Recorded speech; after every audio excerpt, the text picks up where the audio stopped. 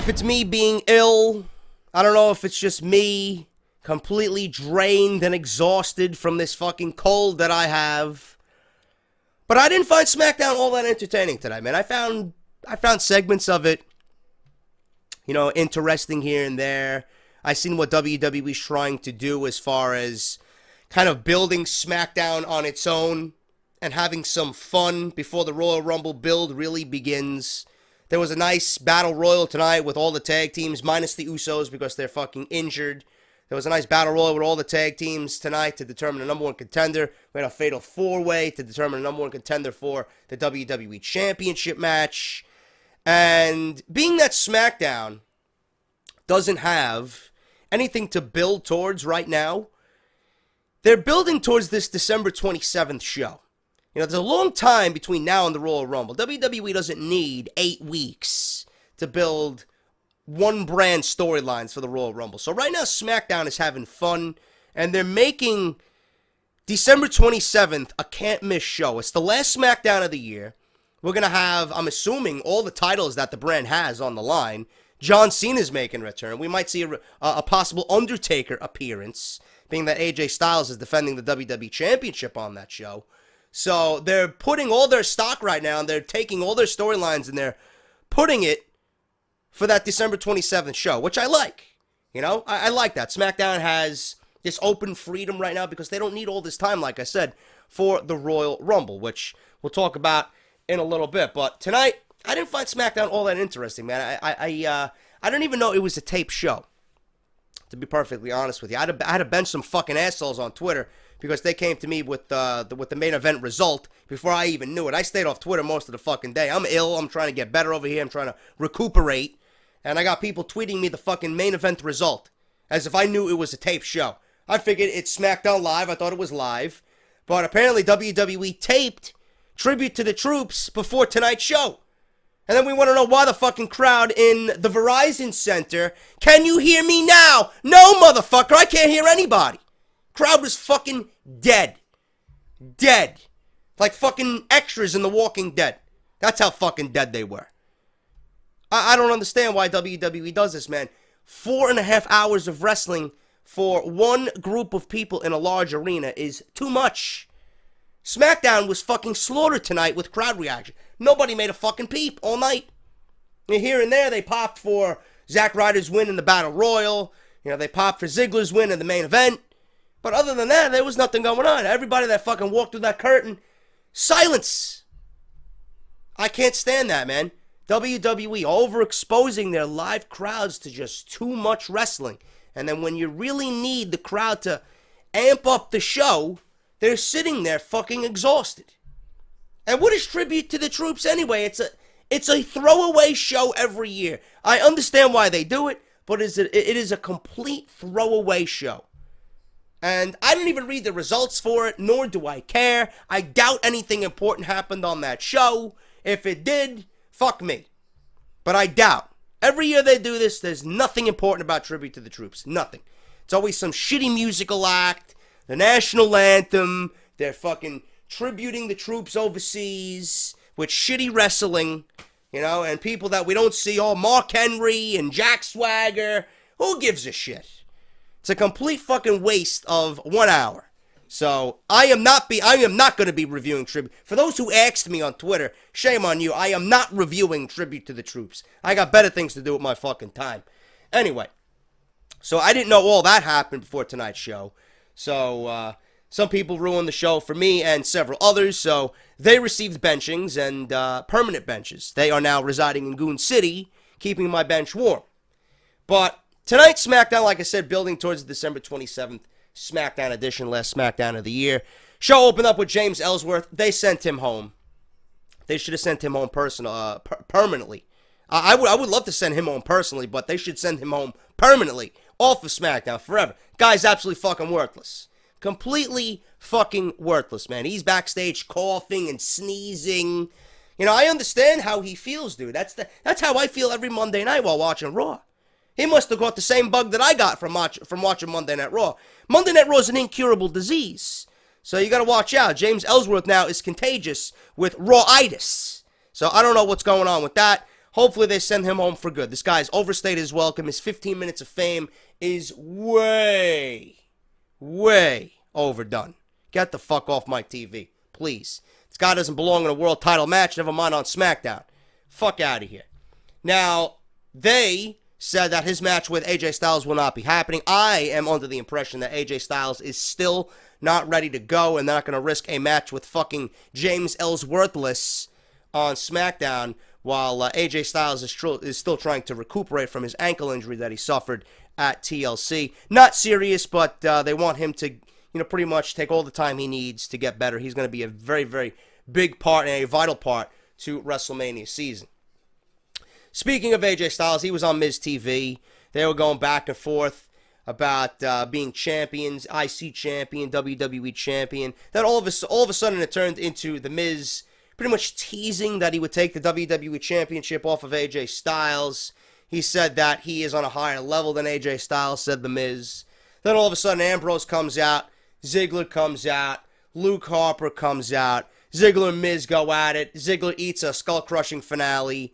Then we got Dean Ambrose giving Miz a dirty deeds. He gives the dirty deeds to Dolph Ziggler. And then Luke Harper appears from the shadows. Place goes black. He's standing in the middle of the ring. He does a discus lariat to Dean Ambrose. AJ Styles is outside the ring. He escapes this fucking chaotic mess. And I didn't know what the fuck was going on here. Now, they mentioned before, during the Ellsworth segment, that they wanted to crown a new number one contender. I didn't know what they meant by that. I didn't think they meant for the December 27th show or overall, but they did clarify, thank God, that they were going to put Ambrose, Ziggler, Harper, and Miz in a fatal four-way elimination match in the main event, and the winner of that would be the number one contender for AJ Styles on December 27th, the last edition of SmackDown, which I was okay with. I didn't mind any of these guys being a number one contender on that show. I didn't want these guys to be number one contender for the overall brand going into the Royal Rumble. So hopefully WWE has bigger plans in store for the number one contender following the last SmackDown of the year. So I didn't mind that whatsoever. First match of the night, Natalya versus Carmella. Same thing with Carmella every time she comes out. The sounds of crickets ring out through the arena. Natalya ended up losing this match, roll up by Carmella. There was a little scuffle here between Nikki, who was at ringside, sitting at the commentary desk, and Natalya. They are still playing up the storyline here that Natalya is on this case that, she didn't attack Nikki at Survivor Series, and, they got face-to-face during the match, and then I think Natalya tonight saved Nikki Bella from an incoming attack from Carmella, and they're playing up the fact that Natalya did a good deed. Look, you can trust me. I just saved you from a Carmella attack tonight, and by doing so, Natalya cost herself the match. So she, trying to get into the good graces of Nikki Bella, cost herself the match tonight. Roll up by Carmella. Carmella wins. Women got some decent amount of time, and they're still going on with this storyline. I'm going to be interested to see what they're doing with this. They might drag this on until Mickie James gets to SmackDown. And I honestly think right now, if they're not going to use my Becky Lynch idea and turn Becky Lynch heel, I think Mickie James is going to be the one who's going to be revealed as the attacker for Survivor Series. I think that's where they're leaning. I think that's going to be a great beginning feud for Mickie James as she makes her return to SmackDown. Mickie versus Nikki.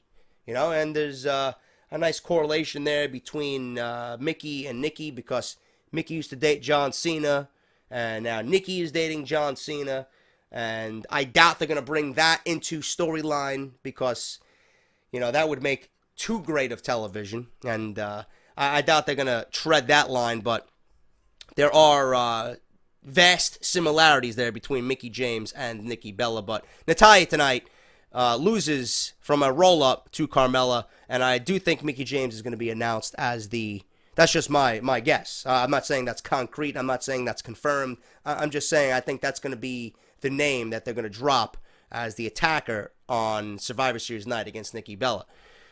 We move on here. We have a battle royal between all the tag teams on SmackDown Live, minus the Usos, American Alpha, Vaudevillains, Hype Bros, Tyler Breeze and Fandango, and Heath Slater and Rhino.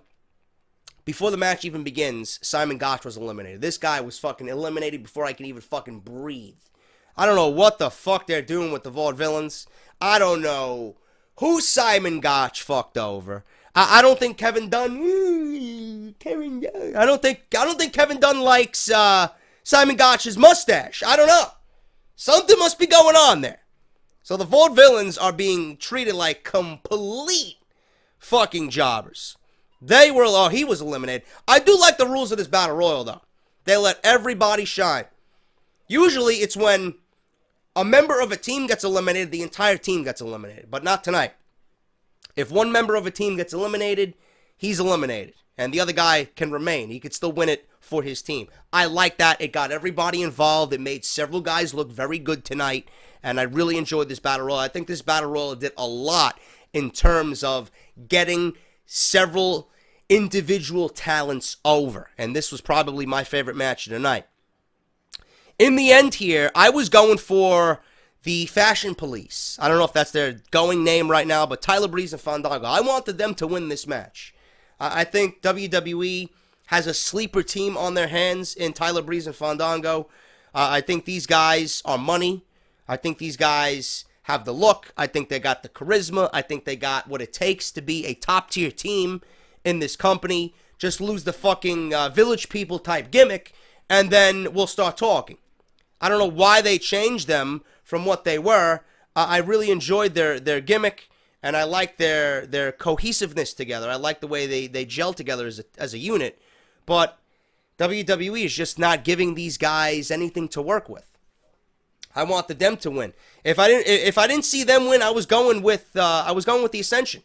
I was definitely going with the Ascension here in this match. Connor looked like a fucking beast. Victor got eliminated tonight, but Connor looked like a legit fucking beast. He made the Ascension look like a dominating team tonight. He was throwing guys around. He lasted up until the very end.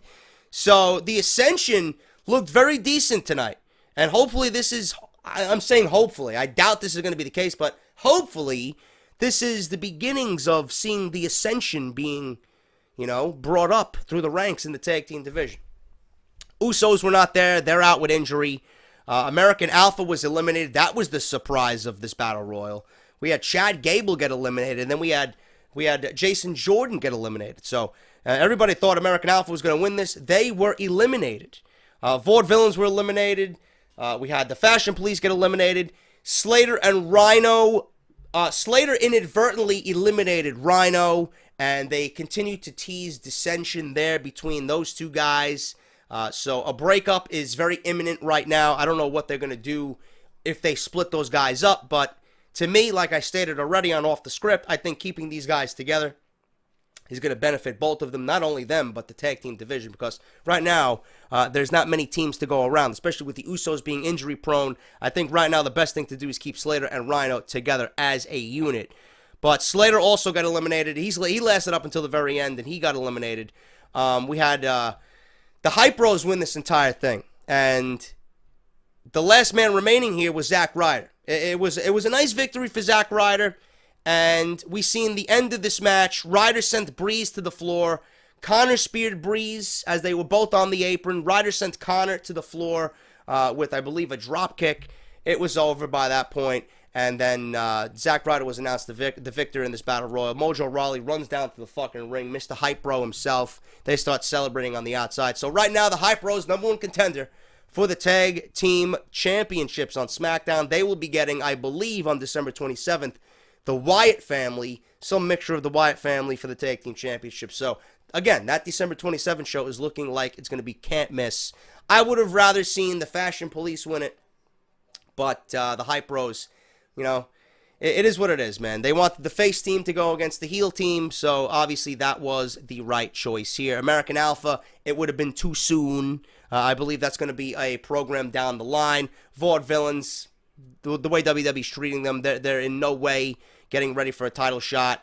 Tyler Breeze and Fandango, I don't see why they couldn't give it to those guys. Heath Slater and Rhino, they already got their chance. So the Ascension, it probably wouldn't have been a good dynamic between an overly heel team and an overly heel team. So the Hype Bros, honestly, logically, babyface versus heels, they were the right choice here. So you can't really complain about that. Hype Bros getting the #1 contendership match for the tag team championships. There was a beautiful video package from Baron Corbin, and I stated on Twitter, I expect Baron Corbin to have a huge 2017. I've been saying this for the last couple of weeks. I would not be surprised by the end of 2017 that Baron Corbin is a WWE champion on SmackDown Live. That's just the way I'm thinking right now. I think he's going to be set up for a huge 2017. Alexa Bliss was supposed to wrestle tonight. Deonna Purrazzo from NXT, but Alexa Bliss grabbed the microphone, and she didn't want to wrestle Deonna Purrazzo tonight. She didn't want to give out charity cases. Bliss attacked her and tossed her to the floor, so the match didn't take place. Becky Lynch came down to the ring and demanded a title match. Bliss obviously turned her down, typical heel fashion. Shane McMahon walked out, booked the title match between Alexa Bliss and Becky Lynch tonight, and they made the match right then and there. And this match, it really didn't pick up at all. It was one of those things where Becky was clearly not wanting to defend her title in an impromptu match. So she pulled one of the oldest tricks out of the book. She played possum. She faked an injury. She jumped from the apron to the floor, and she hurt her leg or her knee. She started to limp around on the outside as the referee started to make his 10 count. Referee eventually counted her out. She kept the title via countout. Becky Lynch wins, and obviously it was all a joke. It was all Becky Lynch just faking it. And then obviously she attacks Becky on the outside. Becky Lynch is confused, and they start brawling again. Honestly, with what happened here, I am not going to be shocked if they book this match again on December 27th. So they'll probably book some type of stipulation for that match. No disqualifications maybe. And Becky gets another rematch, being that Alexa fucked her over tonight on December 27th. So Alexa Bliss wins tonight by not being cowardly. To me, that's a smart move. If the commission is coming down and giving you an impromptu match when you're obviously and clearly not ready or prepared to defend your title against a Becky Lynch, I would have done the same thing. I love that, man. I love that. That's not being cowardly. That's being smart. There's a difference between cowardly and smart. You can see when a champion is being cowardly. Alexa Bliss tonight, in my honest opinion, played it smart. She didn't want to defend the title. She wasn't ready for Becky Lynch. And obviously, she did what she had to do to get out of the match. She counted herself out, faked an injury. Gotta love it, man. That's being a heel 101. That's being a smart heel, I should say. 101. Great job by Alexa Bliss. Fatal 4-way here. Dolph Ziggler, Dean Ambrose, Luke Harper, and The Miz. #1 contendership for AJ Styles WWE Championship. And the winner of this match fights Styles on the December 27th show of SmackDown Live from Chicago, Illinois. Dolph Ziggler wins. Dolph Ziggler wins. He will challenge AJ Styles for the WWE Championship. Going to be a great match. There's no doubt in my mind that Ziggler and Styles are going to fucking tear the house down. Ziggler is one of the best in the company. I'm not taking anything away from Dolph Ziggler, but I mean, this is another case of someone who is an ultimate loser, and I don't mean to say that in any derogatory way, but the way he's been portrayed on television, Dolph Ziggler is a loser. He lost time and time again to The Miz. The Miz ended him, okay? That Intercontinental Championship feud, brilliant. I loved it. Probably the best feud of the year. But Ziggler ultimately was a loser. How are you going to turn around and be put in a fucking #1 contendership match for the WWE Championship after losing several opportunities at the Intercontinental Championship, turn around and be granted a WWE Championship match? I mean, I understand that SmackDown is the land of opportunity, but this is opportunity tenfold. That's too much opportunity. I don't mind me some Dolph Ziggler, but the guy just came out of a losing situation. There's no reason why he should be challenging AJ Styles for the WWE Championship.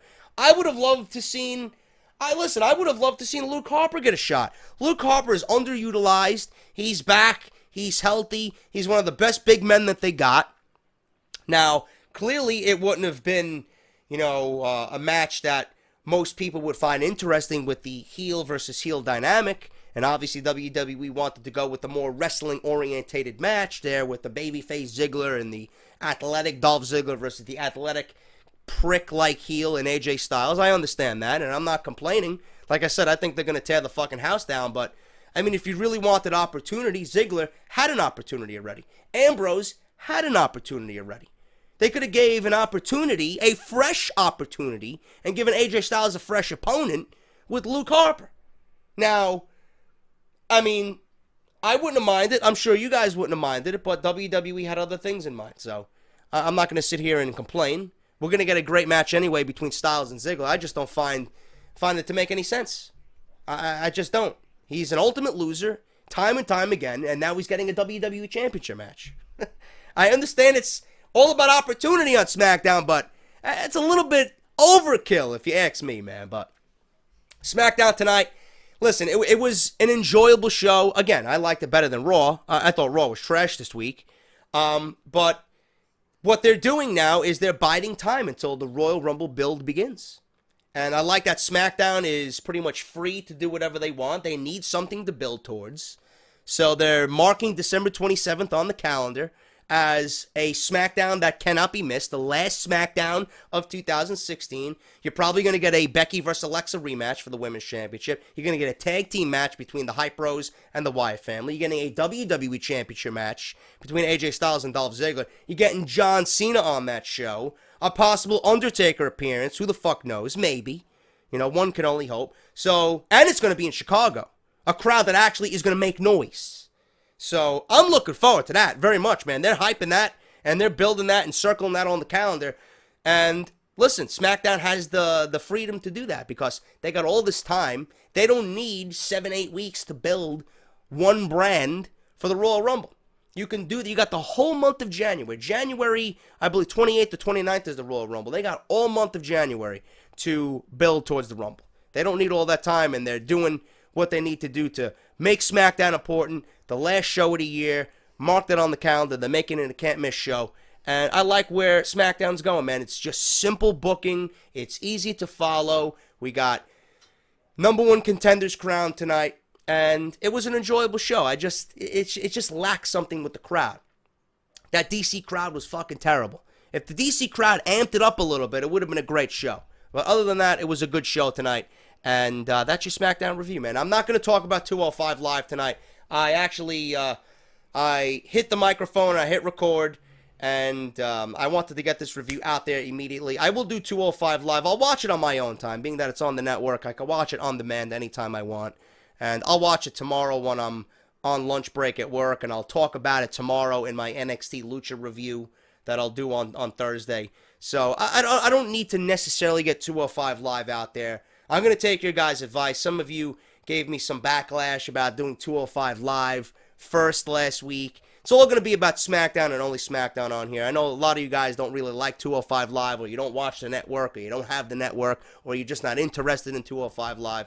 I'll talk about 205 Live in brief when I talk about my NXT and Lucha Underground review, so we'll save it for that. It's not really something that I overly need to talk about each and every week, so we'll just keep it at that. But thank you guys for your overwhelming support the last couple of days. Monday Night Raw review is up live. Obviously, you're watching the SmackDown Live review. This is that.